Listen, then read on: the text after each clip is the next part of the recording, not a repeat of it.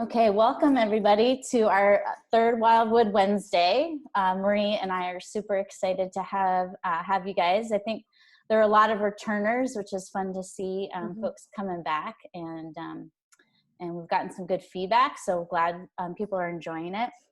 This is going to get shorter and shorter each one, but just a quick reminder, Marie Markham and myself are both coaches here in the Portland area, Portland, Oregon. I'm a coach at Central Catholic, and Marie is a coach, assistant coach at Lincoln High School, both here in Portland. And we are the co-owners of Wildwood Running, which is a business that we put together to help bring more information and access to coaches both locally and beyond, as far as coaching the young female runner. We're both lifelong runners. We've been running since prior to middle school through the collegiate and post-collegiate level. And we just feel lucky to be in the sport and be able to give back to a sport that really has given a lot to us. And Wildwood Running is kind of a natural offshoot of that for us. So our vision was to create a space where coaches could come together and learn and talk about coaching the young female athlete. We have a larger clinic, again, pitched this before, but it's planned for August 7th and 8th. We haven't, again, still holding on to whether we're gonna have that in person or over Zoom, but that's TBD. We'll let you know as soon as we know. But you can get information in the meantime on our website. Marie is going to put that in the chat, wildwoodrunning.com. We also have a newsletter that we send out fairly frequently with updates and information on upcoming speakers. So you can sign up for that newsletter from our website, and then follow us on Instagram and Facebook.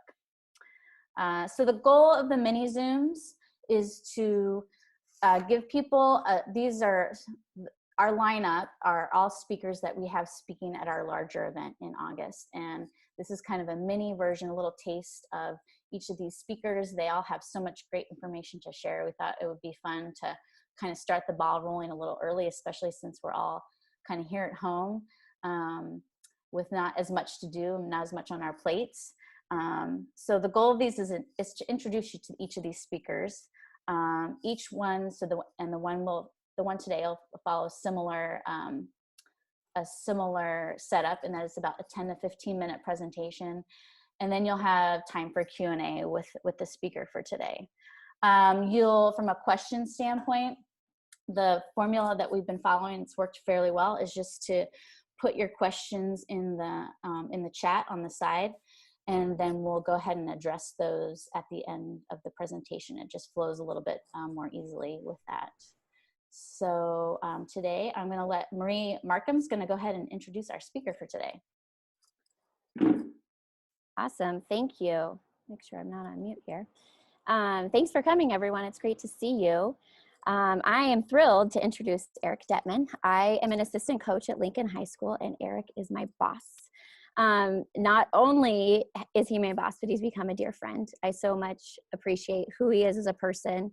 I appreciate so many different things about him, but I also feel like I have someone to look up to in the coaching world as I'm a new coach.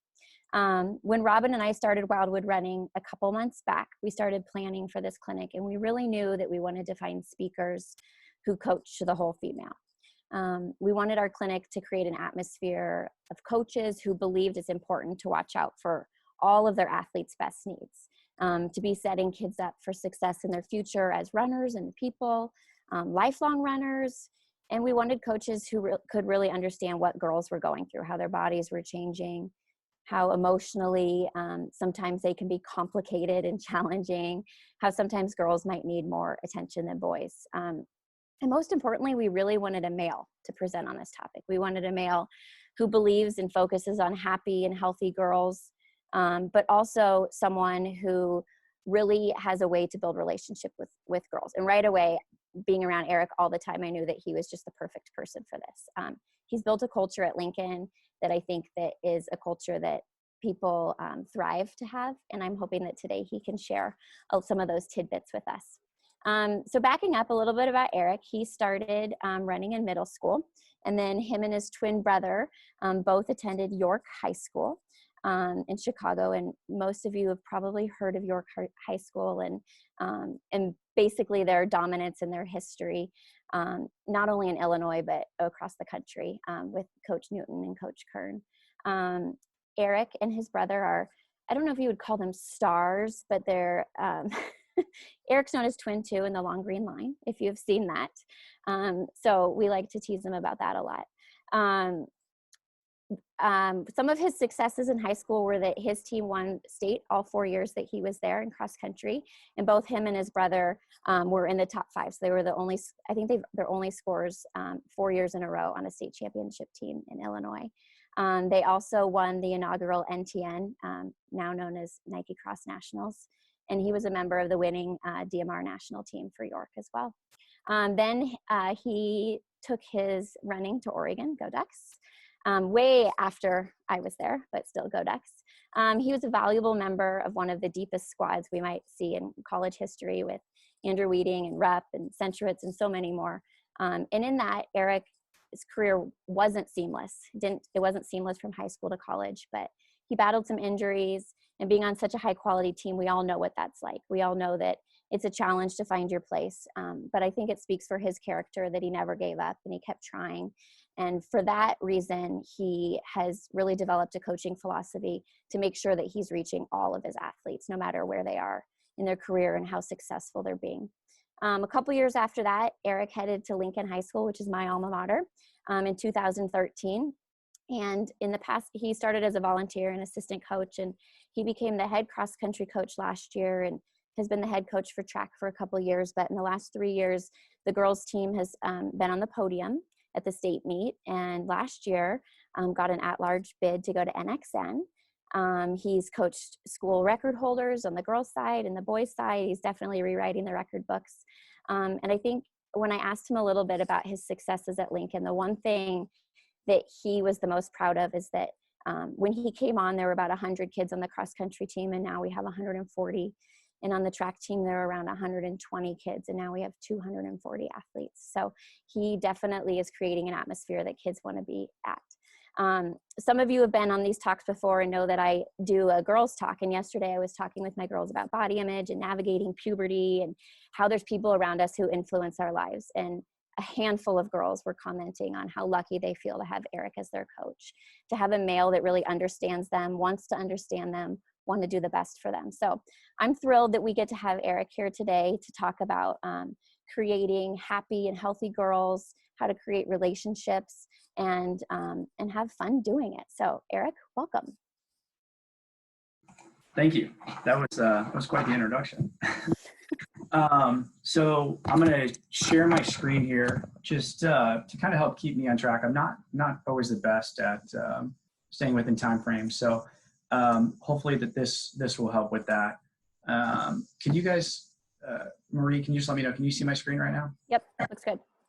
So again, thanks for that introduction. That was super nice. And I'm excited to talk about the long-term vision and kind of what that process looked like through my eyes and in my mind when I started year one at Lincoln and kind of where we're at right now. So just to kind of talk about what that looked like, I started doing some research a couple of weeks ago when I had first talked with Robin and Marie about doing this. And this was a stat that I pulled up that I was super proud of.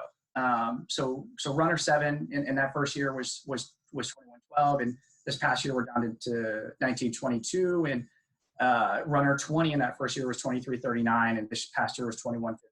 So a couple things here that really kind of stood out to me that I was super proud of. One, the fact that our 20th runner this past year would have almost made our varsity, which is kind of exciting. But more importantly than that, the fact that we have 20 girls, and obviously there's more than that, but I just went down to 20 that are so bought in and want to continue to improve and kind of put their best foot forward and do what they're capable of doing, or at least trying to find out what that means. So when it comes to coaching and stuff like that, I'm not going to lie, I'm not an expert when it comes to workouts. And I was on a conference call the other day and people were talking about hemoglobin this and blah, blah, blah, that. And I was totally lost. But what I think I do really, really well is connect with athletes. And when I first took over or got into the program, I had an idea that this could be an elite program. I wanted it to be an elite program. I came from York High School. I ran for the U of O.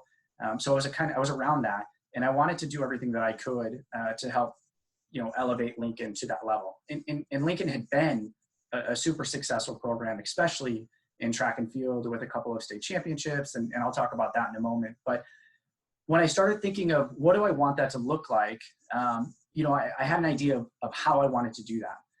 And I felt like there was not necessarily a right and a wrong way of doing that, but what I felt like was going to help us get to that level quickest and obviously being most successful. So a couple of interesting statistics, or maybe interesting statistic about our team. So as Maria had mentioned, we went to NXN on the girls' side this year. And outside of our first runner who ran a little bit more mileage, our 2 through 6 actually only averaged 27 miles a week over the course of the summer. And the reason that I bring that up is because, I think sometimes there's this idea that we have to run a ton in order to be successful, and we have to run a ton to be really good.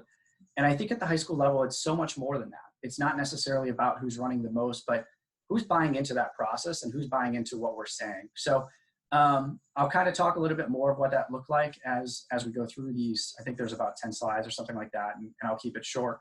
But that's the main piece that I really wanted to focus on when I first showed up, and I want to kind of focus on now.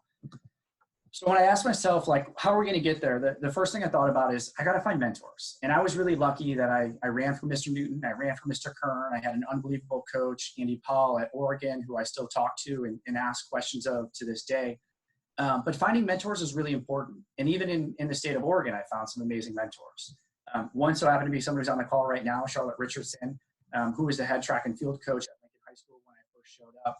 And the thing that I appreciated about Charlotte is she allowed me to be me, and she allowed me to kind of expand my role, and she gave me more to work on. But I could still always call her. And to this day, there's times where, something will happen and I'll pick up the phone and, hey, I don't really know how to respond to this. And she'll give me some really wonderful advice. And I think that that's important for every coach, because I'm not, again, I don't have all the answers. I don't pretend to have all the answers, but the more people that I feel like I have in my corner, the more successful I think our program should be. So after I found mentors, I started thinking, what do we want to focus on here? And we've had two main kind of team mantras, and we added a third one for this track season before things got canceled. And they're super cheesy, and I'll be the first to admit that. But it's something that our kids could really buy into. And the first one is love your teammates. The second one is be the best version of yourself. And that just means when I look in the mirror at the end of the day, am I proud of who I was on that day? Whether that's running, whether that's a student, whether that's a brother, a sister, or whatever, being proud of that person. The third one, and it's something that we kind of incorporated again during the track season, is wherever you are, be all there.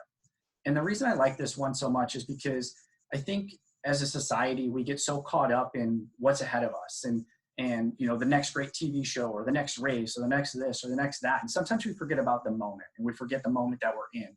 And if we could take a step back and realize that the moment that we're in is what's most important, what's most special in this moment, I think that can help us to be, really successful. I'll talk about that. I have noticed a huge difference with our team when we started incorporating some of these mantras. And I listened to a podcast once, an individual named Dan Iverson, who's the head coach at Naperville North on the girls' side. And he would talk about how they had a couple of things that they would say all the time. And, girls would start rolling their eyes. And that's when he knew, I've made it. We're on. We've got it. And I'll see that with some of our girls now, where we'll talk about racing and we're going to try to focus on this. We're going to do that. And, when the going gets tough and we got to figure out a way to get through that, the only thing we need to be thinking about is love your teammates. And I see, 10 girls who are rolling their eyes. And I'm like, I've made it, because they know they've heard it so many times. And there's something really powerful about, the last 100 meters, the last 200 meters, and we'll have one of our girls finishing, and you have a line of Lincoln girls all yelling LYT. And even now, talking about it, I feel like I'm getting chills up and down my spine, because it's such a special moment for those kids. So coaching staff, when I started filling out a coaching staff, the first thing I did was, what skills do I lack, and how do I find coaches who offer what I can't? Because I know that I don't have all the answers. And when Charlotte stepped down from the track and field staff at Lincoln, the first thing I realized, I need to find somebody who can offer that kind of motherly instinct. And when I sat down with Marie the first time, I realized like she was that person, because I know I'm a hard driving coach. I can be super fun and engaging, but at the same time, sometimes there's just things that female athletes need that I can't necessarily provide. And that's okay. There was a moment I remember at our district meet where we had a girl who was coming back from injury, and she had gone to the state meet the year before, and she didn't make it the following year, her senior year. And I was going to go up to her and, think about how far you've come and this and that. And I realized like, nah, that's not what she needs in the moment. She just needs someone to tell her, I'm so proud of you and I love you. And I was like, Marie, just you go do that, because you do that way better than I do. And I think, as a head coach, it's really important to be able to kind of put your ego aside and realize that you can't reach out to every kid the same way. And you may not have that same connection with every kid that some of your assistants might have, but really trying to fill your staff with people that can pick up in the places that you lack, I think is really important. And I think that's something that we've done really well. So when we talk about team culture, and I apologize, I'm just trying to go through this kind of quickly so that I don't take up too much time. But, we talk about team culture, and we have some of those mantras that we focused on. But for me, it was really important that we created an environment that not only the kids wanted to be a part of, that the coaches wanted to be a part of, and the parents wanted to be a part of. And when I've got parents during this whole COVID quarantine texting me like, oh my gosh, I missed the meets. Oh my gosh, I missed practice, and I missed this, and I missed that. That lets me know that we've made it. And that gets me really excited. Because when all of those, those three big parties are all bought in, that's when I know that we're going to have a really successful program or continue to have a really successful program. So talking more specifically about the female athlete, I think it's really important for us to get to know our athletes. And I've started this because it's one that I wanted to kind of focus on. And when I'm thinking about some of the most important things, and maybe some of the things that are most successful when I bring to the table, it's this specific part. So getting to know my athletes. We play this stupid game all the time called What is Your Favorite? We'll be, volunteering at the concessions or sitting around before a meet or hanging out after practice. And it'll be something as silly as, what is your favorite song?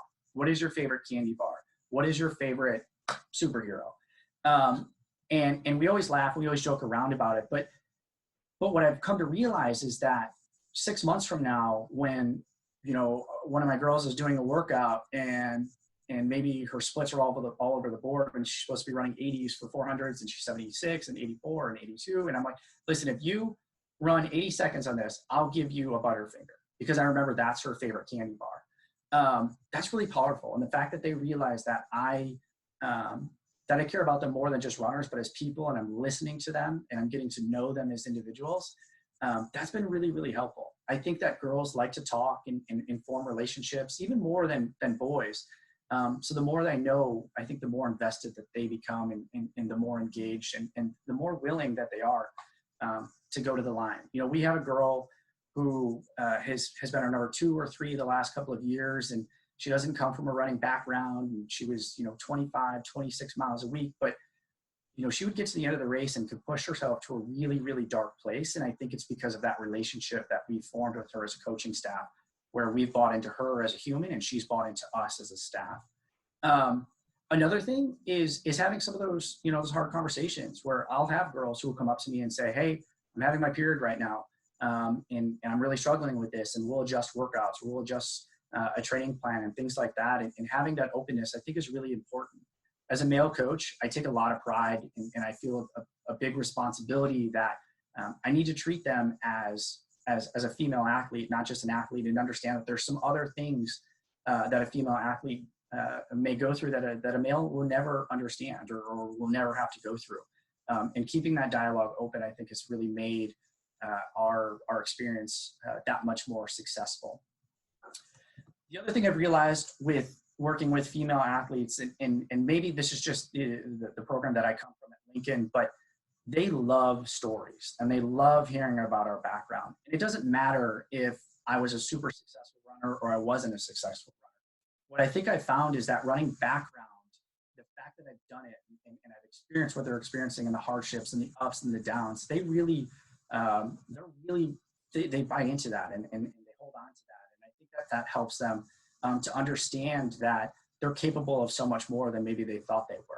And if I say, I experienced this and I was able to battle through it this way, I'll hear after a race that like, I pulled this out of my head and listen to what you said and realize that there's so much more than just running for myself, for example.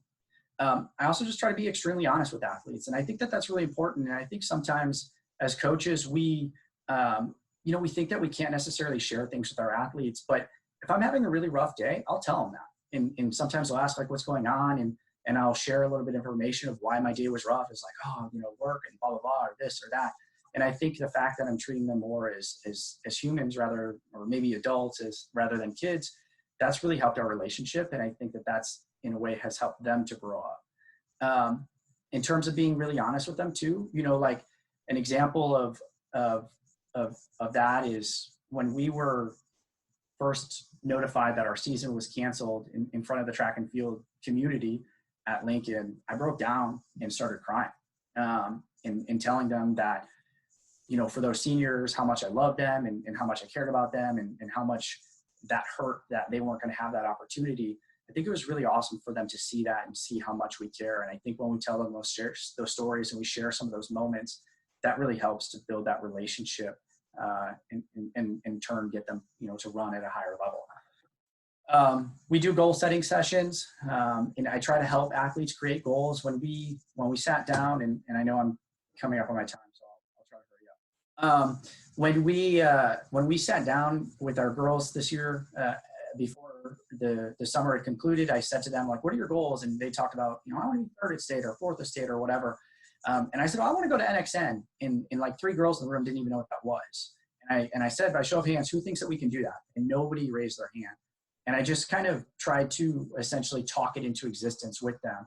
So with some of these goal setting sessions, I realized what they're capable of, and I'm not afraid to tell them that. And sometimes it's this crazy reach goal that they don't necessarily believe in.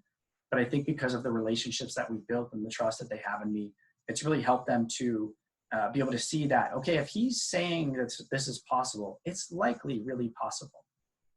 Another thing I do is one-on-ones with all my athletes before the season starts. That's super helpful. And the reason I do that is, one, because I want number 20 and 25 and 40 and 45 to know I care just as much as number 1. But 2, everybody has a different goal and a different way they want to get there. But I take notes with each of those athletes, and then I remind them sometimes when they start to fall off or they're not doing what they're supposed to. Listen, you told me that you want to accomplish this, and now you're not doing what you need to. It wasn't me that made the goal for you. It's not me telling you this. It's us coming to this conclusion together and you telling me I want to accomplish it. If you aren't willing to do what we're saying, you may not get there. And I think it helps to reset, helps them to certainly reset.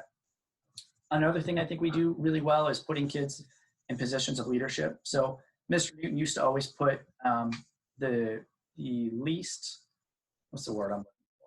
I'm trying to put this politely. The least bought in kids as his group captains. And you realize if I give people a position of power, they feel invigorated and they want to remain a captain. So they're going to do the right things in order to do so. So I have captains. We try to individualize as much as possible. We could have 14 groups running 10 different workouts on any given day, and I'll pull those captains. But those individuals know that they have, specific standards that they have to adhere to. So if they don't come to practice the next day or they're not there for a workout, they'll actually lose that position of leadership, and I'll find somebody else in that group. But I think that really helps, especially in some of our lower groups with, our kids who are maybe 25, 26-minute 5K runners. It gives them a feeling of belonging and knowing that we still care about them. We also do other things. So I wrote grab bags up here. It's something that we do because the team's so large. Sometimes it's hard to find time for us to do some of our different drills or strength work and stuff like that. So we'll put people in charge of these little grab bags, which is essentially you've got a bunch of exercises. You pull that exercise out of the bag, and that person will decide how many reps of that they'll do. So they're choosing the rep, or they're choosing the exercise. They choose the reps, and that's been something that's been really, really successful for us. I think something that's overlooked sometimes is setting up a schedule for success. My belief is that there's more to setting up a schedule than just putting meets on a calendar. It's looking specifically over the course of a season. What are we trying to accomplish at this point in the season, and why is that important? And I realized with our girls this year is we were talented, but nobody knew that. And I knew that we could be really good, but outside of maybe the state of Oregon, nobody else knew that. So we had to travel. We went to Washington and we went to Idaho and we saw some of these different teams. but I didn't want to overload us. So I tried to make sure that we had 3 weeks to a month in between each of these meets. And, when I go back to some of the goal setting stuff, after we ran at up in Washington, we lost to one of the top teams in the country, almost every single year by a point. And I went on athletic.net and I said, listen, I know it's cross country. I know you can't compare courses, but right now this has us ranked 8th in the country based on our total team time. And our girls were like, oh my gosh, we can do this. We are capable. And you just saw like the fire light up underneath them. And I think sometimes as coaches, maybe we don't want to, compare some of those things, or we don't want to get super excited about a cross country time. But I think when you have that type of relationship and you pick the right time in the right place, it can do some extraordinary things. And it got to a point where after that, our girls were on fire, and we got to the NXR meet and we were seated 7th or 8th going in, and we knew we were way better at that. Some of our girls were like laughing and joking, and there was this whole joke about, die stat, die being DIE, because they didn't trust or believe in us.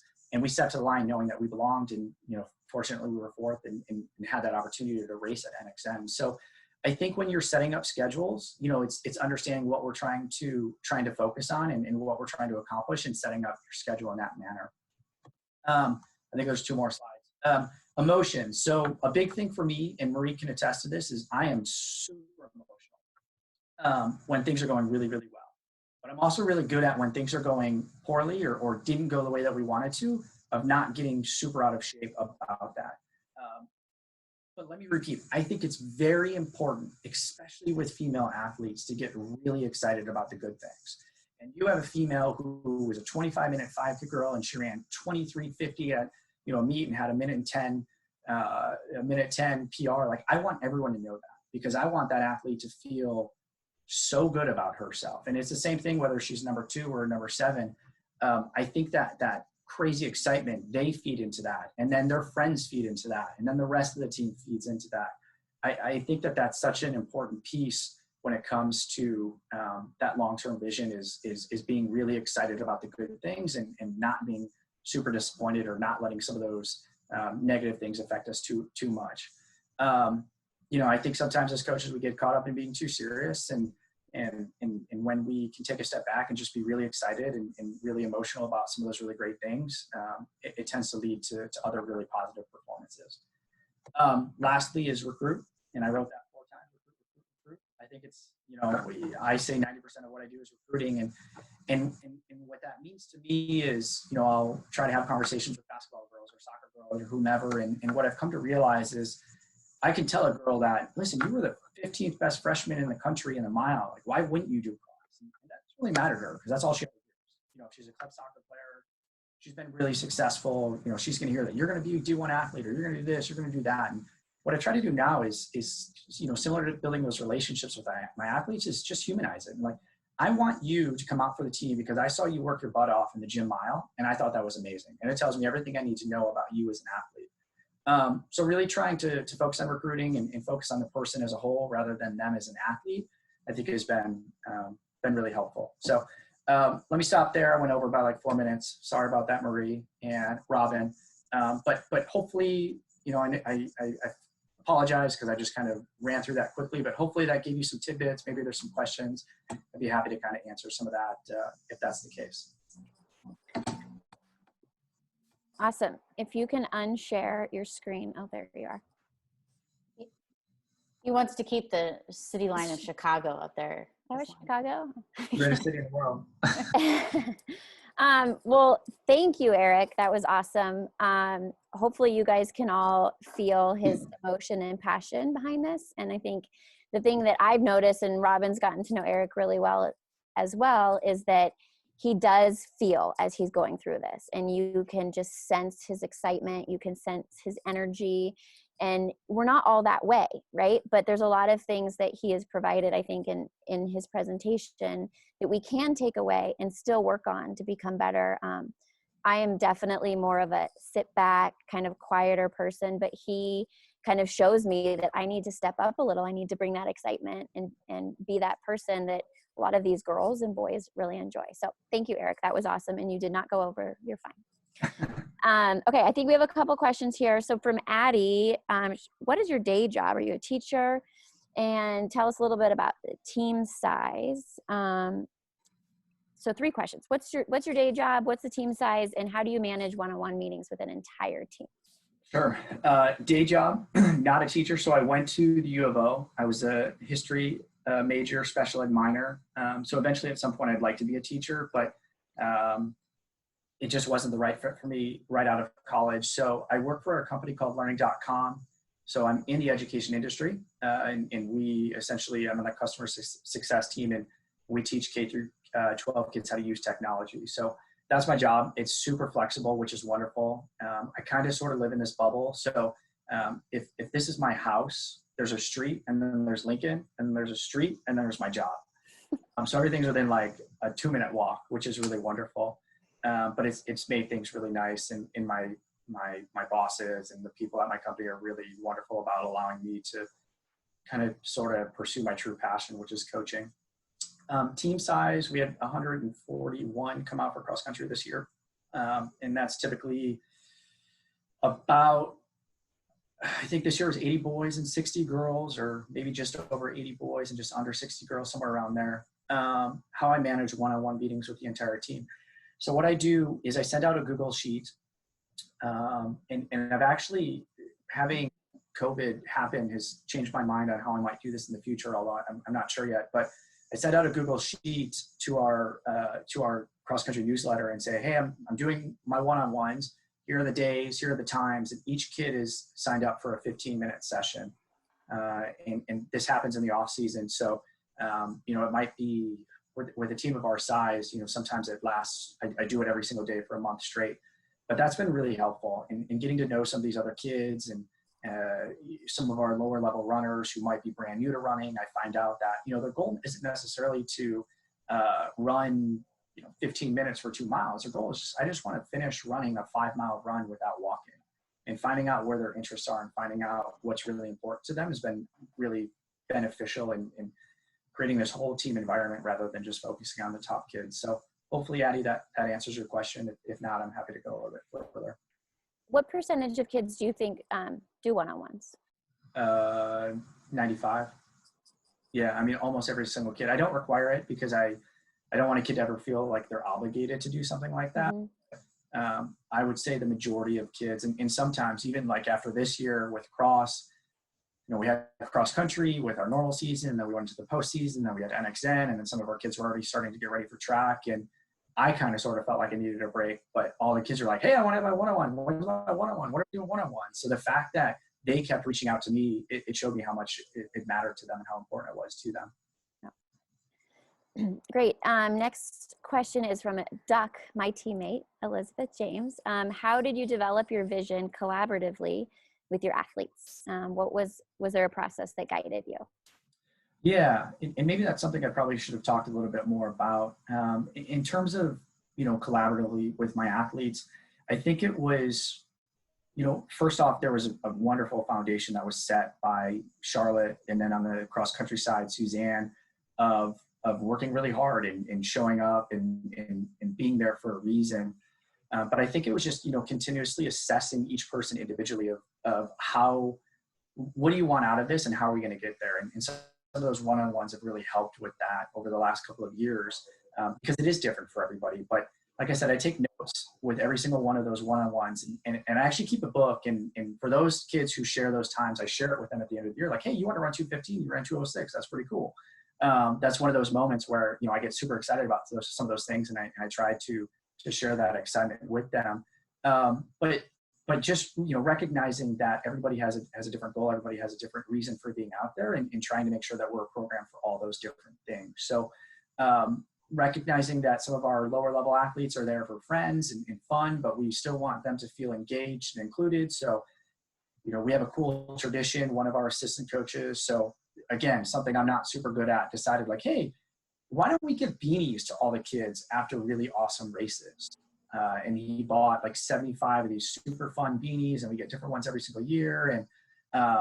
And the day after meets, we'll just kind of dote on all these kids who ran really well. And there's expectations, not only is running well, but being a good teammate, showing up to practice, all those types of things. But realizing that we're all in this together and we all care about each other. And whether I'm the first runner or whether I'm the 40th runner or whatever, we're all, standing on that podium together at the end of the year, I think has really helped with that.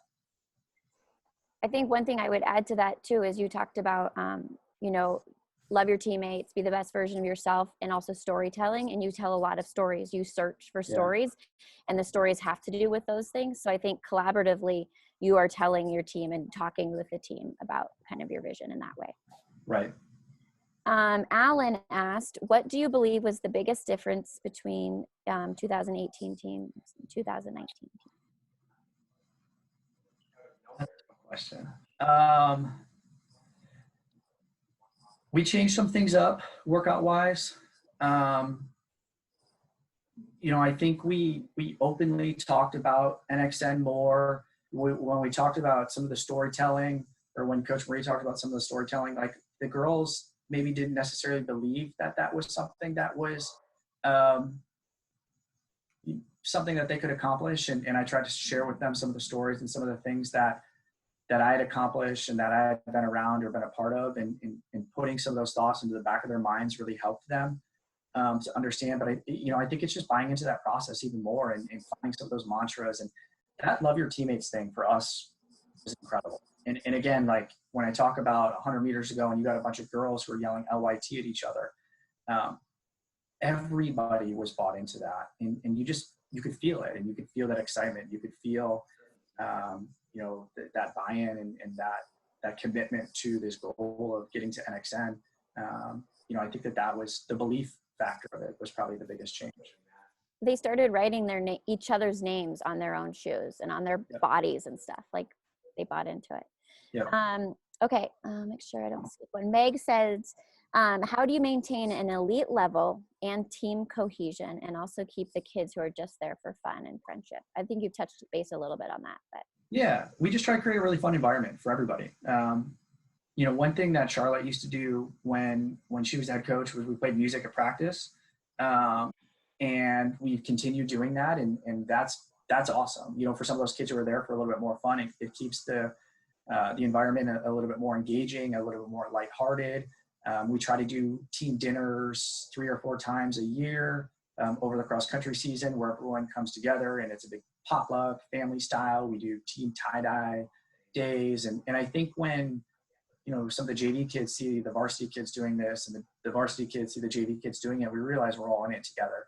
And we talk to everybody the same way in the sense of like, we're all in this together. We're all one team.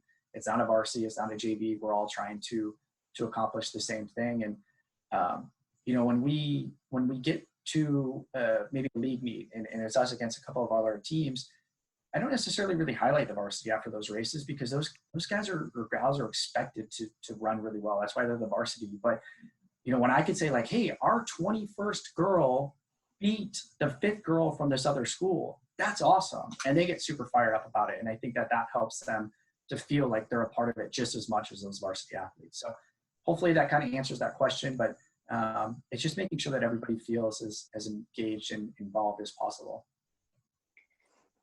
All right, let's keep moving through this. James, who's a youth coach, says, how do you balance being really excited for good things that happen when something disappointing may have happened with a different athlete? Good question. That is a good question because we got this fall. We had, so our number 2 really struggled with some emotional things that were just going on with her family this fall. And like this meet that we had lost to this perennial national contender team by 1 point, we had 6 girls who were super fired up, and we had 1 girl who was bawling her eyes out. And I think, it was pulling her to the side and just letting her know, like, listen, regardless of how you run and regardless of how you perform today, tomorrow, the state meet, whatever, like, we love you. And that's not going to change. And that's never going to change. And even if you never get to that level that you wanted to get to that this year, that's okay. Because sometimes some of those things happen. And I think, when I think back to my high school career, I had a lot of success. And I think back to my college career and I didn't have so much success. Having experience being at the top of the mountain with winning a national championship and having some of those low lights of not really accomplishing what I wanted to in college helps me to be able to relate to some of those athletes. And just, treating them individually and reminding her, like, we said at the beginning that we're in this together. And that hasn't changed regardless of how you just performed. We're still doing this together because there will come a time at some point in the season where, somebody else is going to run poorly and you've got to step up. And that happened at the NXR meet. Our number 3 didn't run up to her abilities, but then this girl came back and had an unbelievable day. So I think it's, trying to keep things in perspective, letting them know that like we love you regardless, and humanizing them is really helpful. Great. Okay, the next one is Danny, who might have been your teammate. It was my teammate. Hi, Danny. Yes. Regarding scheduling more than just races, were there any specific non-race goals put on the schedule during the season? Maybe team goals, fitness goals, possibly time trials? Yeah, that's a good question. We certainly will highlight certain workouts, and we know that like today is a day that we're getting after it. We have so we do a fundraiser meet every year for the Julius Achan Foundation, which is an athlete who is from Uganda and ran for Nike, and he was an Olympian and all these things. So he's got this unbelievable foundation. So we put that on our schedule, and it's a mile time trial, but we know after that we're going to do a pretty big workout with a couple more miles and some 400s and stuff like that. So we certainly target specific days, and that's why I like to leave that 3-week to a month time period in between some of those big meets, so that we can really put some things on the schedule and know that this is a time when we're going to get after it. And our girls look forward to that. And I remember one of our girls, she ran a mile time trial in like 5:05, and then she came back and ran something like 5:25 and 5:26 for the next 2 miles. And she walked away from that like, yeah, I'm fit, I'm ready. And I think the more that we have, those types of efforts, as long as we're really smart about it, that can be a huge confidence builder. Greg asked, as part of the get to know my athletes and goal setting, do you know every one of your athletes? So, getting to know their why. It sounds like your team is very large and the culture you built sounds tremendous. How do you help athletes answer the why, which I think you're really great at? Yeah, thank you. I ask them that, in all of those one-on-one settings, I ask them like, what is your purpose? Why are you out here? Because then that really helps me with, understanding them as a person, understanding them as an athlete. And if it's strictly just to make friends, then I'll help them with that. If it's to get better, obviously we can help with that. If they're super talented and maybe don't realize that, I'll help them to realize that maybe your why should shift from I want to just be friends with these people to I want to be kind of good. But I think it's, letting them have, tell me that, and rather than trying to tell them what it should be, and being open-minded that not everybody has that same mindset that I do, and maybe that same killer instinct is a good thing. And I think that that's really helped with elevating our team culture and that team environment. So just an add-on a question that might help coaches, when you walk into those one-on-ones, you probably could either have a template or a bank of questions or a plain piece of paper. How do you walk into them? So I take a combination of something that you created that you did a couple of years ago with that goal setting session. Mm-hmm. It wasn't just like setting goals for like running and stuff like that, but it's like, what do I want to be as a friend, or what do I want to be from this? What do I want to be that? And then Charlotte had a goal setting sheet that she used to do with her athletes that I took like 6 or 7 years ago, and I still use a piece of that as well. So it's just about the whole person. It's not just about the running component, but I think that those two things really help them to understand their why as well. Funny enough, I think that there's a template that you guys use for goal setting that I got it from, I don't know if I got it from you or who I got, but I use the same template. I think you got it from Just Athletics. Yeah. Yeah, because that was what I brought that one year. Yeah, I re-updated each year, but I use the same one. It's great. Yeah. Let's see, Carson, I think we got a couple more, and then we probably want to keep this short and sweet if we can.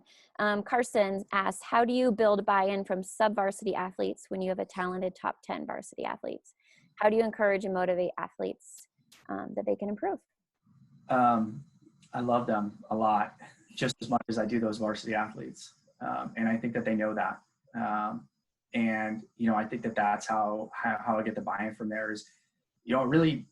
So I had a girl, she's like a 26-minute 5K girl, and she transferred in from New York, and I was immediately struck by this girl because she had emailed me in the summer was like, I want to come out. And she made it through like a practice and was like crying her eyes out because she couldn't run more than an 800. And just the fact that she continued to come out and we continued to communicate.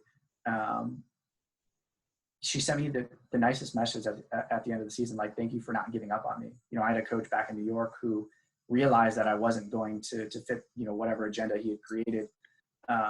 And essentially I never felt that like I had a place on that team. And even, you know, this past track season, we had a girl who was a freshman and she had some shin splint issues and she was only able to come to like 2 practices, but a month later, her and I are still emailing back and forth, about, you know, what she can do to get over some of these shin splints and some little workouts she can do and stuff like that. Like, I love the fact that we went to NXM and that was super exciting, but for me, like, that's not the end all be all. Like, I just love being around all these kids and I love helping them regardless of ability level. If you want to be there and you want to work hard and you want to be a part of this really wonderful environment, that's what's really important to me. So I think that, you know, just being really genuine and caring and loving on these kids and having them know that, you know, buys the buy-in or gets the buy-in from the sub-varsity kids. Chris was commenting on 140 kids out of a high school of 1,700. Nice work. Thanks. It's only 1,500 though. It's what? It's only 1,500. 1,500. Okay. Albert says what are the benefits of coaching both boys and girls as instead of just coaching only boys or only girls? Yeah, that's a good question, Albert. So in Illinois, programs are separate, and actually the state meet for women is a different weekend than the state meet for men in track and field. But I just think that there's really something awesome and unique about having all these kids interacting, and the more that your kids can see other teammates of theirs, regardless of gender, working really, really hard, I think the more buy-in and the more inspiration that they can draw from those kids. You know, you could have a varsity girl who sees some kid who's, you know, just running for the first time. Maybe he's a little bit overweight, but he's still doing the same thing as everybody else, or he's attempting to do the same thing. And you can draw inspiration from that. Everybody's got their own unique story and everybody's got something that they bring to the table. So I think, you know, by having a larger group, there's more of those types of stories to tell. So I love working with both, and I think it's really important that you know, that remains to be a thing. So to add on that, Carson wants to know, how do you split up boys and girls? I coach varsity boys. Yeah. So I coach I'm the head coach for girls and boys track and field, head coach for boys and girls cross country. So in terms of splitting, the only time we might split is like if I'm going to have a conversation with JV boys about their meet, or the JV girls about their meet, or the varsity girls. But outside of that, everything's the same. We all meet at the same time. We all do workouts. You know, some of my upper level girls are going to be running with some of the JV boys. We mix, you know, everybody together as much as possible, just to really try to create that huge family atmosphere. One thing that we did a couple of years ago, and then it went away, and we brought it back last year, that I recommend everybody do, and maybe I should have even brought this up, is a team camp. And what I realized was, you know, you get these 8 guys and these 8 girls, and now we've expanded to about 20 guys and 20 girls. They come back to practice and they're super good friends, and then their friends become friends with the other girls' friends, or the other girls become, you know, friends with the other boys' friends, and you create this crazy cohesive group where everybody's bought into the same thing regardless of gender, and it creates this really powerful environment that everyone's working for each other. All right, we have a great comment by Charlotte, and then we have 2 more questions. We'll stop after these 2, and then if you guys have more questions, feel free to, Eric, are you cool if they email us and we can send them to you? Sure. Yeah, absolutely. Happy to. Greg asked, any tips or methods for infusing belief, confidence, specifically for girls? My experience in coaching both boys and girls have too much confidence, and girls not enough belief in their abilities. How do you unleash girls' confidence before the gun goes off versus gaining it through their actual race experience? First off, thanks, Charlotte. That was really nice. Yeah, you know, that's funny because that's a conversation that Marie and I have all the time. Boys having a lot of confidence, girls not having enough belief in their abilities, and trying to unleash those girls' confidence. And I think, you know, specifically with our girls this year, it was a lot of being confident for them. So those who know me know that I'm a really confident person, and I'm not afraid to to potentially talk things into existence. And especially with some of those varsity girls, you know, we might have a girl who tells me like, I'm not capable of that. And I'll look at her and be like, how many times have I been wrong? You know, I told you last year you were going to run 10:07 and 4:38 for 1,500 and 3K, and you ran 10:07 and 4:38. And I'm not afraid to call them out on some of those types of things and be like, I'm your coach. I can see your workouts. I have this relationship. I know what you're capable of. I need you to believe in me. And you do it all the time. You do it at practice. You do it, you know, when it comes to homework and being a really awesome sister and daughter and all these different things. This moment is no different than that. You know, just because there's a bunch of people around us and there's a gun going off, we're all going to run as fast as we can for, you know, an extended period of time. That doesn't change things. So I need you to believe in me just as much as you believed in me 3 days ago. So I don't know if that answers that question, but just trying to be really real with them and sometimes putting it back on them, I think has been really helpful. Because even that, you know, one of those girls specifically, she is the biggest worry wart, and I don't know why, because she's one of the best girls in the state. And then I'll put it back on her. She's like, you're right. It's not that bad. At the end of the day, I get to do this. And then I'm like, okay, you're fine. I think to add on to that, I mean, we've created a dynamic where not only are they working through their physical fitness, but also their mental fitness. So a lot of them mental fitness. So a lot of them have mental goals as well as physical goals. How are they going to approach that line? Little steps they're going to take to get better. And I think you're really good at pushing that. Last question. I like this question. How big is your staff for track and cross country? Not big enough. I know. So 140 kids in cross, and we have 5 on the staff? 3 full-time. 3 full-time, yeah, and 2 volunteers. And then track, we had 240, and I think we have 14. And I think this year we had 3 distance coaches.